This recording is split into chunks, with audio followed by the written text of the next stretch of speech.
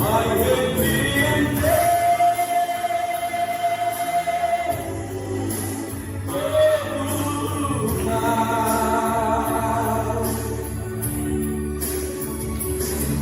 Sangue inocente cai no madeiro só pra te salvar. Venha ver agora, esta é a hora, vem se entregar.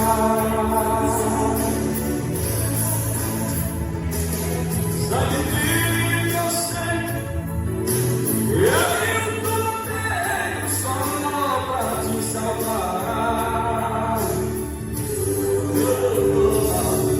Venha ver agora, esta é a hora, vem se entregar. Enquanto se glória a Deus. Glória a Deus. Louvado seja o nome do Senhor Jesus. Posso pregar? Aleluia. Glória a Deus. Quem veio aqui ouvir a palavra, diga glória a Deus. Toda honra e glória seja dada ao Senhor. Abra sua Bíblia em Lucas, capítulo de número 8, versículo de número 40. Lucas, Evangelho de Jesus Cristo segundo escreveu Lucas, capítulo de número 8, versículo de número 40. Glória a Deus, aleluia, glória a Jesus. Assim nos diz a palavra do Senhor. E aconteceu que, quando voltou Jesus à multidão, o recebeu, porque todos o estavam esperando. E eis que chegou um homem de nome Jairo, que era príncipe da sinagoga. Este, prostrando-se aos pés de Jesus, rogava-lhe que entrasse na sua casa, porque tinha uma filha única de 12 anos, que estava à morte. E indo ele, apertava a multidão. Amém? Toma os nossos assentos. Vamos orar esta noite, irmãos. Eu quero ministrar hoje sobre o tema um homem chamado Jairo. Diga comigo, um homem chamado Jairo. O Evangelho de Jesus Cristo segundo escreveu Lucas, aleluia. Lucas era médico e ele estava obedecendo o mandato de um certo homem chamado Teófilo. Então Lucas teve que fazer uma detalhação do Evangelho, um Evangelho mais detalhado, passando notícia mais aprofundada para este homem chamado Teófilo, que havia enviado para que ele pudesse pesquisar acerca dos milagres que Jesus havia efetuado segundo o tempo que ele passou na terra. Lucas escreveu o Evangelho segundo Lucas e escreveu também Atos dos Apóstolos, dois evangelhos, dois livros que são propriamente dizendo sinóticos. Ele escreveu para dar notícia a Teófilo. E uma das coisas que Lucas escreveu também está em Marcos, aleluia, é sobre um homem chamado Jairo. A primeira coisa que nós temos que entender é que Jairo, a Bíblia diz que ele era príncipe da sinagoga. Príncipe da sinagoga. Jairo não era qualquer obreiro, uma pessoa qualquer. Jairo era comandante de um rebanho grande e ele predominava sobre os demais que estavam ali no ministério. Também nós precisamos entender que Jairo era da seita dos saduceus. Naquela época havia algumas seitas, mas a maior das seitas daquela época era a seita dos fariseus, dos farisaístas.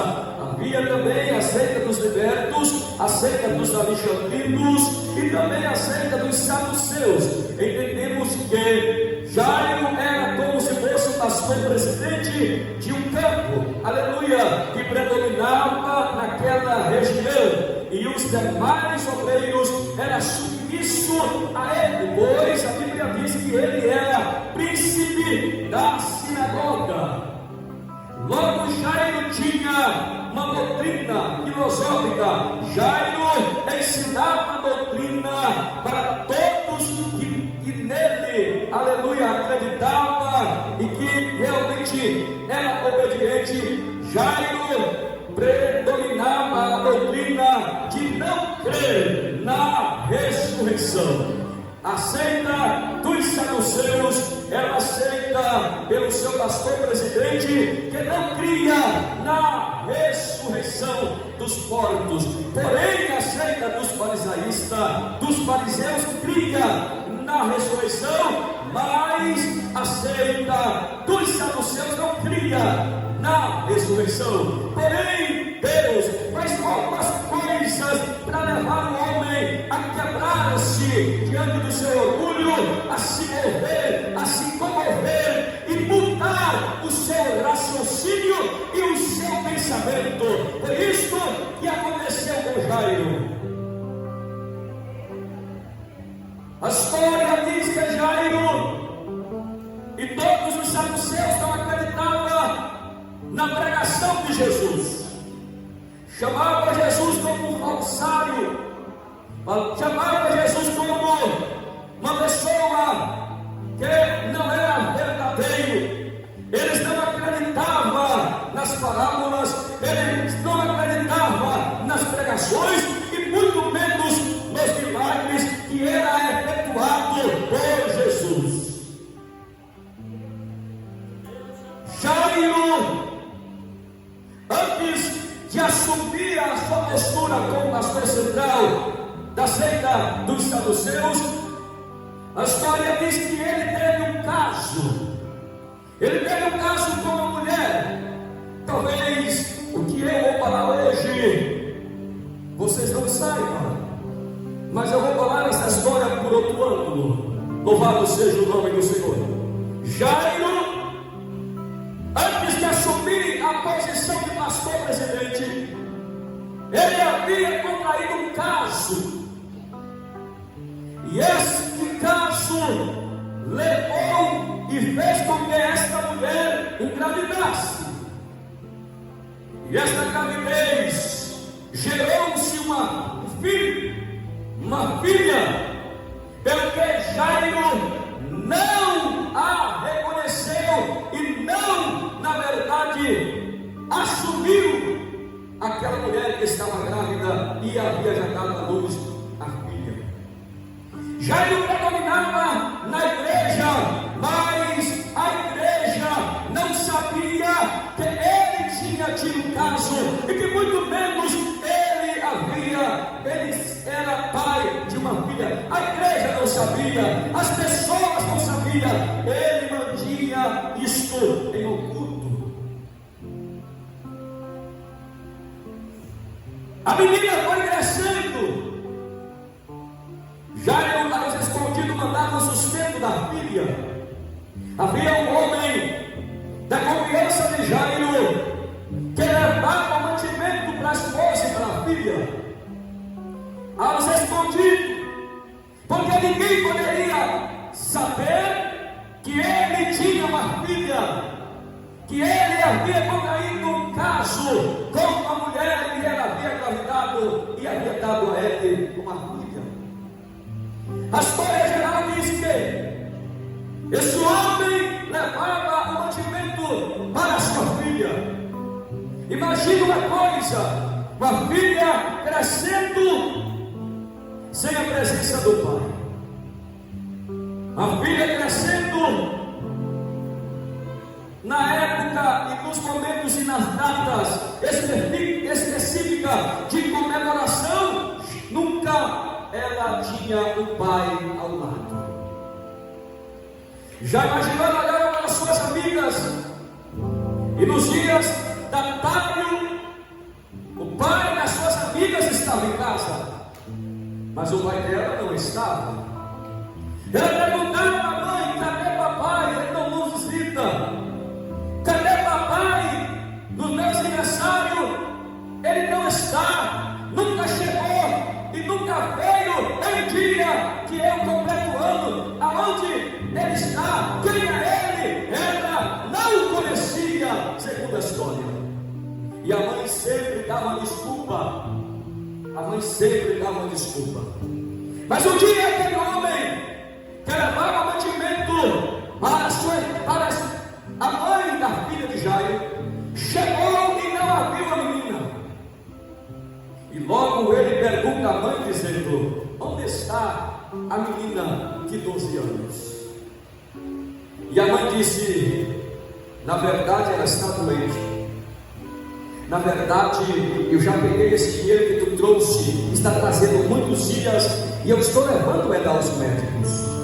Mas os médicos estão examinando ela, mas não encontram a solução do problema que ela sente. Cada dia que se passa, ela fica pior. Cada dia que se passa, ela adoece mais. E eu quero que tu fales a Jairo que a filha dele está muito doente, que a filha que é dele está cada dia pior, contraiu-se uma doença de enfermidade. Ele não tem nenhum médico que descubra que enfermidade é esta. E quando esse rapaz que levava e trazia notícia para Jairo chegou aonde Jairo e disse a ele: Jairo, a tua esposa disse que a tua filha está muito doente. Mas o que ela está fazendo com o dinheiro que eu mando para ela? Ela diz que está gastando nos médicos. E ela já levou em vários médicos, mas os médicos não encontram a solução. Pelo contrário, dia por dia ela fica pior. Dia por dia ela fica mais doente. E ela mandou que dizer avisar que a tua filha está muito doente, para que tome tu alguma decisão para que salve a sua filha. Quando Jairo recebeu esta notícia, tremeu-se no seu corpo, porque embora as pessoas não conhecessem e não soubessem que ele era pai daquela menina, mas ele, aleluia, mesmo não demonstrando, mas dentro dele tinha ele um amor muito grande pela sua filha, aleluia. Muitas vezes as pessoas não demonstram amor, mas dentro tem o amor de Deus. A gente só sabe quem ama, quando na verdade, aleluia, aquele que está doente precisa de ajuda. Aleluia, precisa de amar. A gente só sabe, aleluia, quem ama quando alguém precisa, e aqueles que dizem que ama afastam-se, mas aqueles que as pessoas dizem que não tem afeto, que não tem amor, se aproximam. Aleluia. Jairo tinha um grande amor para sua filha, mas não demonstrava este amor. Talvez o Senhor fez todo esse aparato para aproximar o pai da filha, para aproximar a família, para aproximar a família que estava separada, principalmente pai e filho, pai e filha.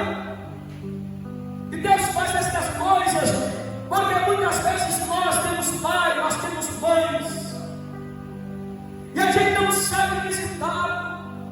A gente passa muito tempo sem visitar. A gente passa muito tempo sem dizer que ama, sem dizer uma palavra de afeto, de carinho, de amor. Mas muitas vezes, quando a gente perde, a gente chega até a sepultura e a gente leva uma cruzinha para jogar em cima do caixão, e a gente começa a dizer conosco mesmo, dizendo: aleluia, porque eu não visitei mais antes, porque eu não ia mais lá, porque eu gostava tanto, aleluia. A gente começa a querer dar presente para as pessoas que na verdade a gente ama depois que morre, mas na verdade nós temos que presentear a pessoa que nós amamos enquanto está vivo. A gente tem que ir, a gente tem que abraçar, a gente tem que dizer que ama, a gente tem que dizer, aleluia, chega até lá, aleluia, demonstrar aquele amor. Não deixe para eleger alguém após que morre. Não deixe para levar presente para a mãe, para o pai, para o filho, após que estiver perdido. Faça isso antes. Demonstre o amor que Deus colocou em teu coração antes que você perca esta pessoa. Aleluia. Jairo era desta forma. Jairo carregava em si o orgulho, era orgulhoso, não queria dar o braço para você, não queria demonstrar para os que ele era pastor, que ele tinha uma filha e que ela não o conhecia e que as pessoas não sabiam que ele era o pai. Mas quando a doença veio, que ele não teve condição de esconder, que ele não sabia mais o que fazer, ele ouviu e sempre ouvia alguém dizer que Jesus ressuscitava. Ele ouviu o caso de Lázaro, que Jesus havia ressuscitado. Ele ouviu muitos casos que Jesus havia curado pessoas. E ele em si próprio disse: eu vou deixar o orgulho de lado. Eu vou deixar, aleluia, de ser orgulhoso, e eu vou procurar aquele que na verdade tem uma solução específica para o meu estado, para o meu problema, para o problema que está, aleluia, gravando a vida da minha filha. E ele quebrantou naquela hora e procurou ele a Jesus. Já ele teve que negar a doutrina que ele pregava. Já ele teve que quebrar a sua rotina. Já ele teve que quebrar o seu orgulho. E ele foi procurar Jesus, aquele que ele não acreditava na sua pregação. Ele teve que ir procurar, porque era projeto de Deus que isto acontecesse. Era projeto de Deus que isto, aleluia, viesse acontecer com aquela menina, para que o Senhor pudesse aproximá-los, aleluia. Jairo saiu da sua igreja, abandonou a sua patente e correu nas ruas procurando Jesus. Quando Jairo olhou a multidão, porque em todos os lugares que Jesus estava havia uma multidão, Jairo procurou aquela multidão e ele viu Jesus no meio da multidão. Quando as pessoas olharam para Jairo, começaram a dizer em si próprio: não é esse o príncipe da sinagoga? Não é esse que não acredita na ressurreição?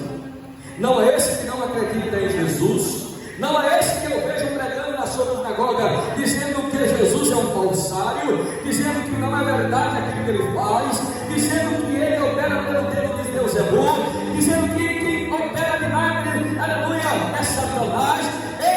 Mas quando eles olharam Lázaro, ou seja, Jairo, começaram a falar estas coisas. Mas Jairo estava ali em busca de uma solução. Jairo estava ali em busca da cura para sua filha. E quando Jairo chegou até Jesus, diz-nos a Bíblia que Jairo agora prostra-se de joelho aos pés do mestre. E diga: mestre, socorre, a minha filha está doente.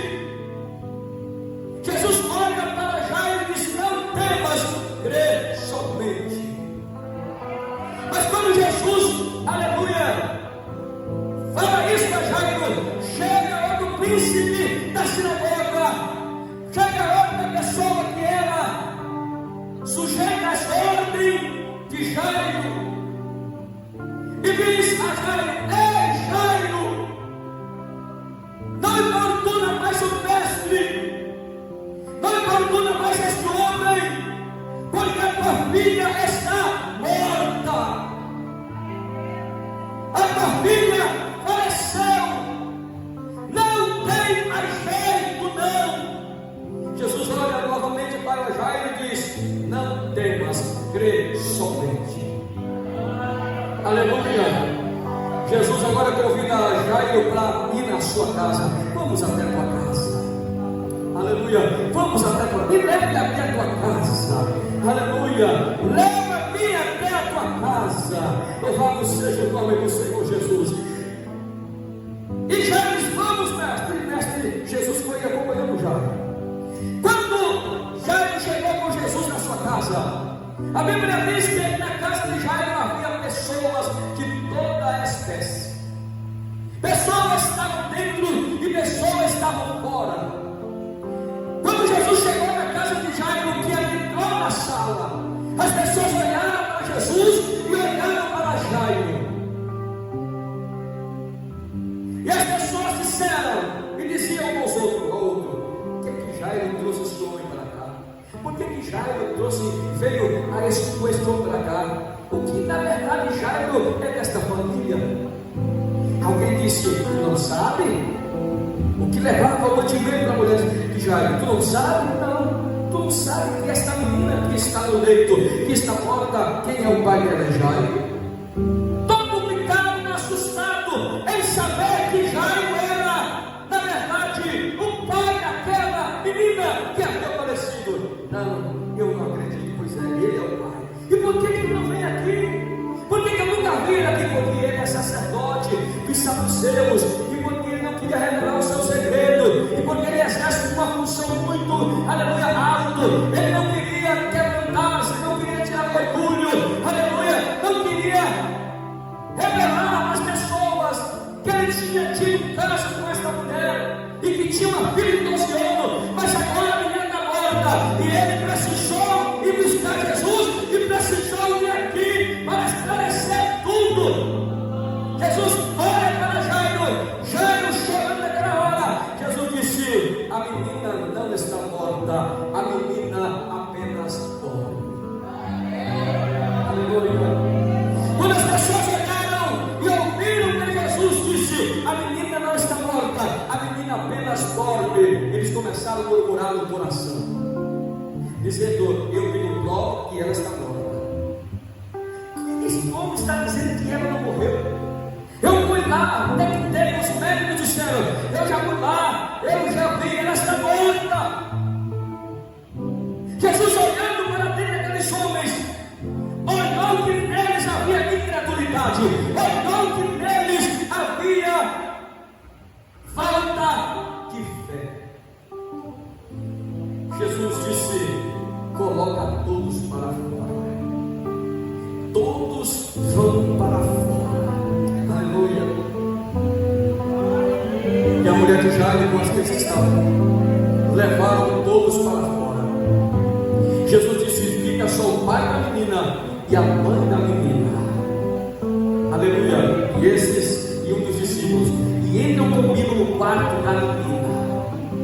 Quando entraram no quarto da menina, ela estava deitada, sem sangue na pele, fria, sem respirar. O espírito havia saído dela, ela havia perdido o espírito de vida, estava morta.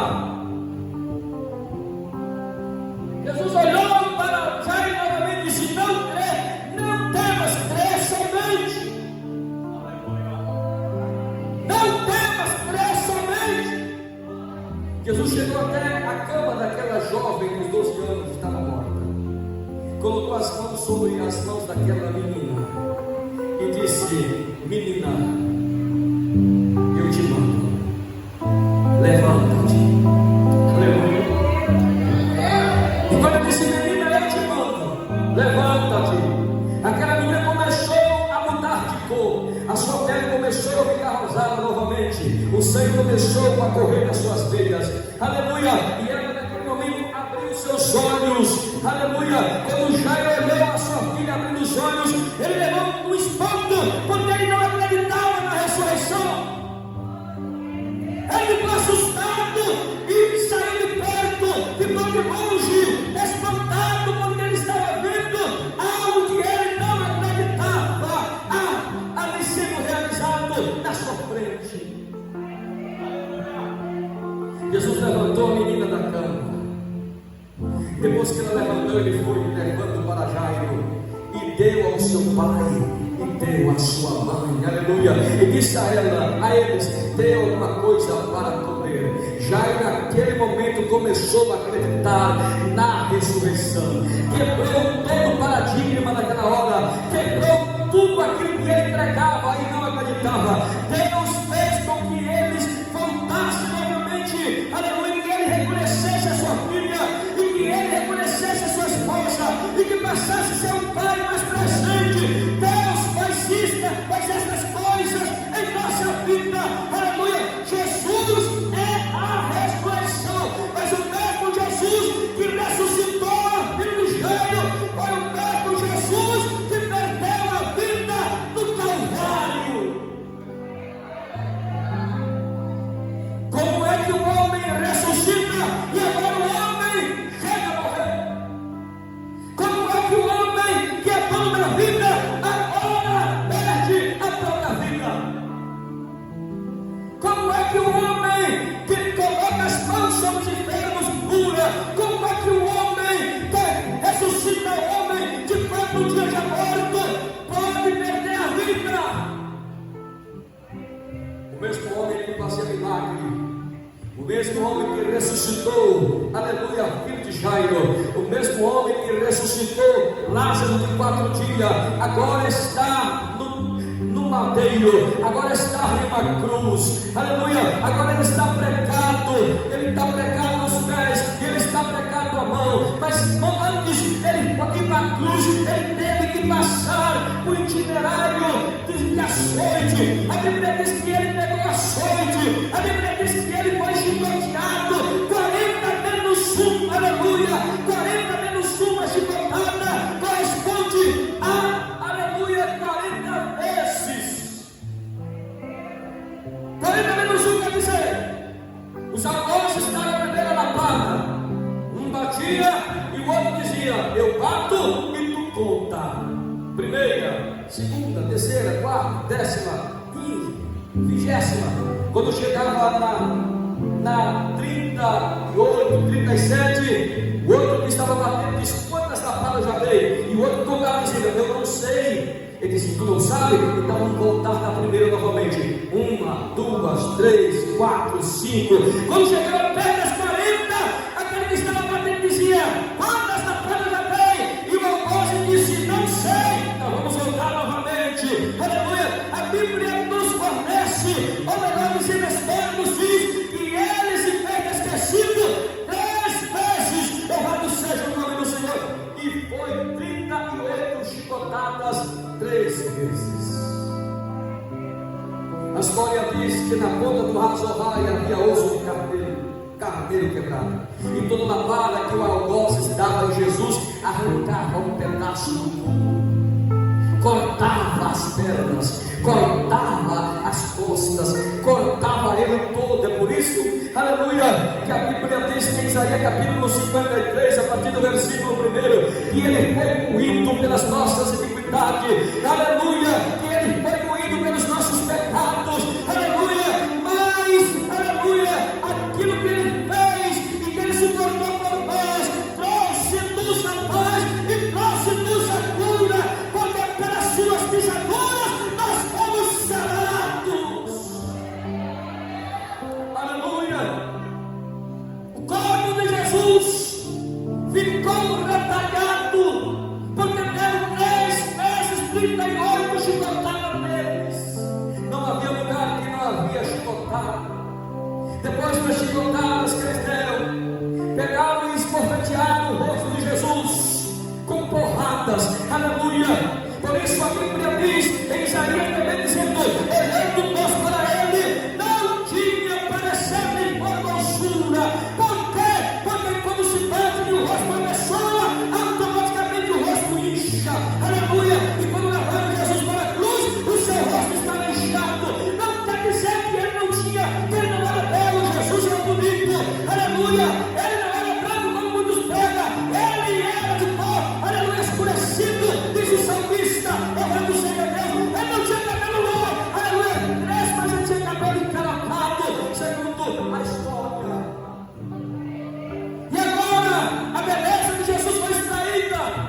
pelos socos que aqueles soldados estavam dando a Jesus. O rosto dele estava inchado. E agora as pessoas, quando olhavam para o rosto de Jesus, tinha uma aparição diferenciada. O rosto dele estava inchado, o seu corpo estava inchado. Aleluia! O mesmo Jesus que estava fazendo milagre, agora está todo inchado, o corpo está inchado, as costas e o corpo está todo retalhado. Aleluia! Para não ficar sobre isso, a Bíblia diz que os soldados pegaram as vestes de Jesus e lançaram sorte.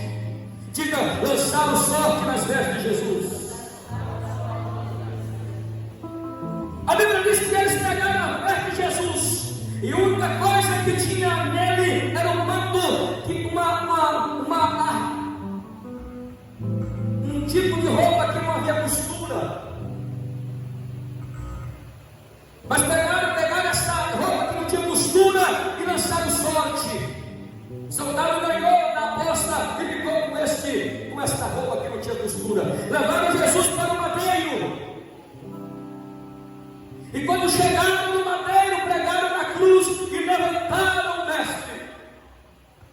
A Bíblia fala, o apóstolo Paulo fala da vergonha da cruz. E o que é vergonha da cruz? E o que é vergonha da cruz? Muitos de nós cantamos os hinos de cruz e falamos vergonha da cruz, mas não sabemos o que é vergonha da cruz. E o que é vergonha da cruz, pastor? O que é a vergonha da cruz? Foi exatamente que levaram Jesus despido, aleluia, e pregaram na cruz Jesus despido nu, como, aleluia, ele nasceu. Pregaram Jesus despido. Aquela toalha que você vê nesta imagem que os católicos romanos fazem, colocam na igreja toda, e você vê uma toalha envolvida, ali os pintores que disseram, era colocar aquela toalha, porque era vergonhoso olhar para Jesus e ver, aleluia, suas partes íntimas, e todo judeu zela pela sua nudez. A vergonha da cruz é exatamente Jesus no pecado dela, que é a vergonha para os judeus. A Bíblia diz que do lado da cruz estava a família, porque ninguém poderia chegar perto. Só que podia chegar perto era aqueles mais chegados, e estava ali Marcos, e estava ali Maria, e estava Maria Madalena, e estava João, aqueles que eram mais chegados de Jesus, aleluia, olhando para Jesus, aleluia, olhando ele nu na cruz do Calvário. Sabe por que ele fez isso? Aleluia, era a missão da cruz, aleluia, aleluia, para que ele pudesse revogar a maldição que estava sobre nós, aleluia, para que nós pudéssemos ser sarados, aleluia, e a ceia é exatamente isto. Aquilo que você vai receber nesta noite é exatamente, aleluia, o efeito da morte de Jesus e o efeito do sangue de Jesus, o corpo e o pão que simboliza o corpo e o vinho que simboliza, aleluia, o seu sangue que foi vertido por nós pecadores, carne que foi retalhada por nós pecadores, aleluia. Quando Jesus estava na cruz, o autor da vida, alguns historiadores dizem que a morte estava ao redor de Jesus, mas quando chegava perto de Jesus, não podia matar Jesus, porque ele é o dono da vida. A morte não pode tragar a vida, a morte não pode tirar a vida daquele que é dono dela. Ele pode tirar a vida minha, porque eu não sou dono da minha vida, a minha vida pertence a Jesus, mas Jesus é o dono da própria vida. Ele disse: eu dou e eu tomo na hora que eu quero, eu sou o dono da vida. A morte estava rodeando Jesus, mas não podia matá-lo, porque ele não pode tirar a vida daquele que pertence à vida. Jesus olhou para o céu, e a Bíblia diz que Jesus rendeu o Espírito, aleluia. Jesus rendeu o Espírito, Jesus se entregou naquela hora, e na hora que Jesus se entregou, ele disse: Pai, está consumado, em tuas mãos eu entrego o meu Espírito. Quando Jesus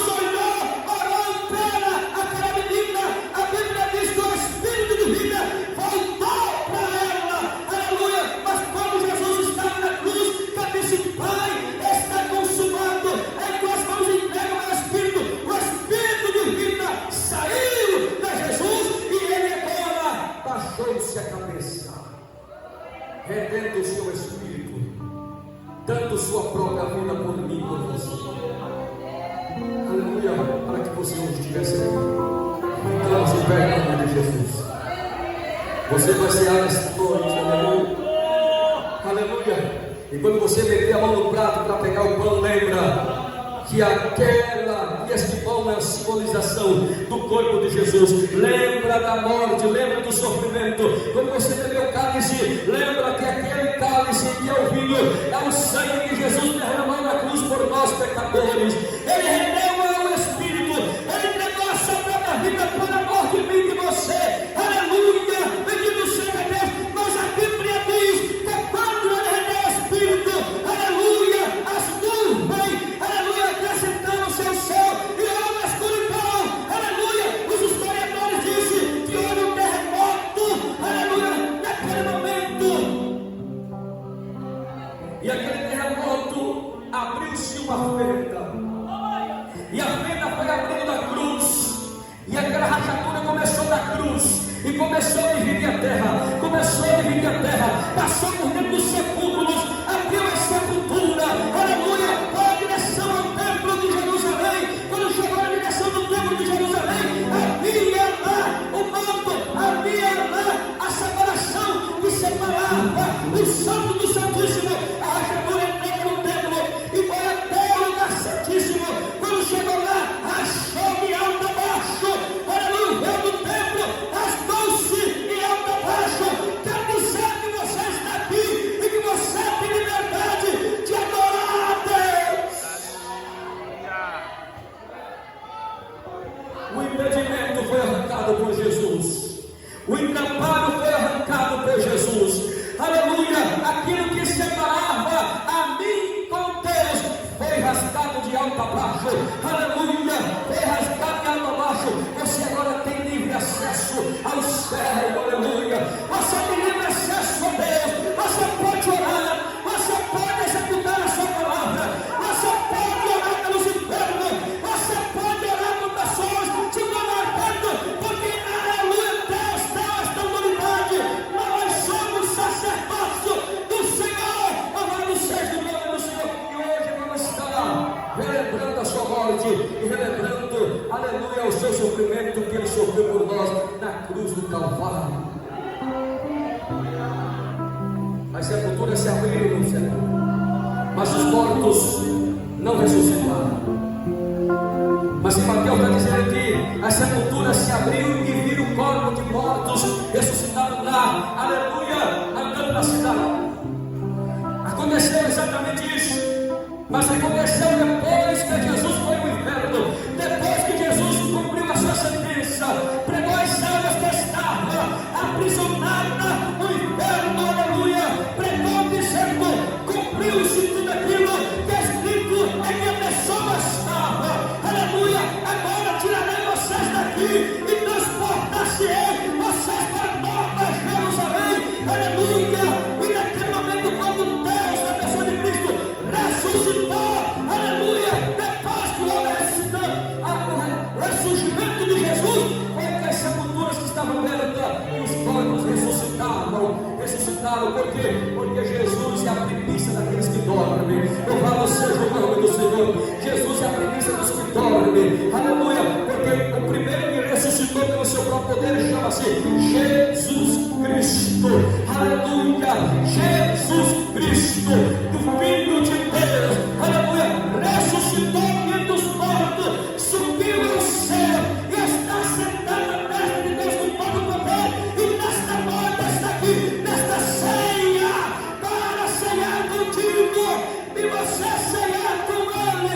Se é verdade, nesta noite, levanta sua mão e diga: eu nesta noite tenho o privilégio de ceiar com Jesus, de ceiar com Jesus. Por que, pastor? Porque Jesus está aqui. A Bíblia diz que se estiver 2 ou 3 reunidos, eu estarei presente. Sinta-se alegre, porque Jesus é o nosso meio. Sinta-se